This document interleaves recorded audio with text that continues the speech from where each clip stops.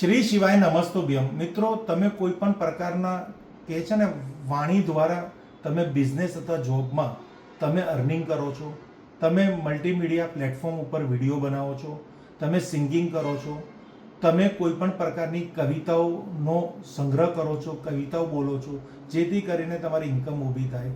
હવે આ બધાની અંદર તમારે શું છે કે તમારી જે સ્કિલ છે એ વાણીની સ્કિલ છે, એટલે તમારી બોલવાના ઢબની સ્કિલ છે. તમારી વાણીથી પ્રભાવિત થઈને લોકો તમારી સાથે આર્થિક વ્યવહાર કરે.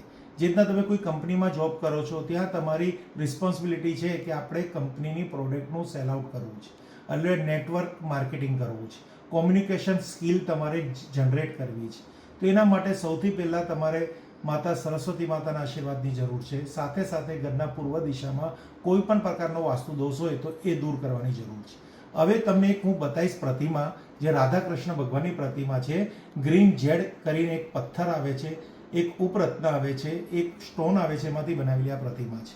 એટલે તમે આ ગ્રીન અકીક પણ કહી શકો છો, લીલા કલરનો અકીક. આ અકીકની મૂર્તિને તમે તમારા ઈશાન કોણમાં પૂર્વ દિશામાં સ્થાપિત કરશો તો તમારી કોમ્યુનિકેશન સ્કિલનો ગ્રોથ થશે અને તમે અર્નિંગ કરી શકશો. Thank you friends.